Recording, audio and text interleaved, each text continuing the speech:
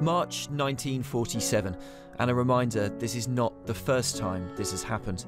Thousands lost their homes in the Great Thames Flood. There were calls back then for the government to stop this ever happening again. 65 years on, and hundreds have again been moved out of houses in the Thames Valley. Troops are now on the ground in significant numbers. Thoughts are now turning to the future, and once again questions are being asked about building on floodplains like this. Friary Road to the west of Wraysbury has seen some of the worst flooding. Sue Milburn and her husband live at the end of the street. Here, 4x4s and even fire engines are still being turned back. On me, it's waist high.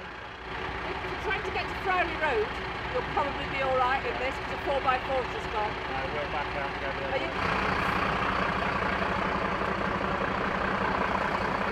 You see, things like that vehicle there is absolutely no good to people where we are, further down on the island. So the people living here are having to make do to get around. Boats and canoes are now the main form of transport in some parts of Wraysbury. The floodwater here is at least 3 or 4 feet deep, in some places even deeper than that. And what you really notice here when you travel past is how some houses have escaped almost unscathed.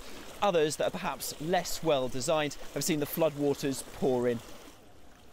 The head of the organisation which monitors flood levels called today for more homes to be built like this one, on stilts with the ground floor used as a garage. Often though, even in areas like this, that hasn't happened. That's flooded. There looks like steps there, but at the back they're not as high. You'll be able to see how a river house is and how dry we are inside. You wouldn't want to be anywhere else. Sue Milburn's home was lifted from the water on stilts with specialised concrete foundations to prevent subsidence. You can't complain about that, can you? So no water here at all? This whole house itself is completely dry? No, this house would never be flooded. I can't ever see a time when we'd have water actually into the house, because it's built so high. It's built about 1.5 metres higher than the 47 floods. So if this house flooded, it would mean all of Windsor town would be flooded.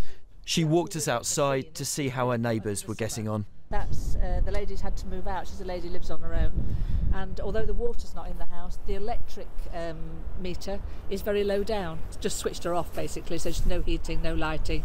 We have to build on floodplains because there is a shortage of housing in this area. It is the southeast. But if they built them like a river house like this, there's not a great problem, because it's not taking up much space because it's built on stilts, so it's only taking up a few square yards of space.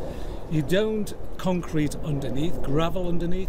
Don't concrete your drives, gravel them, and obviously that minimises the environmental effect. Why then is it still easy to find new build houses in this area with no real protection from the river? This evening there are still 14 severe flood warnings along the Thames alone. With more bad weather forecast, the Environment Agency is warning levels could rise again, possibly rivalling these scenes from 1947, the worst British floods of the 20th century.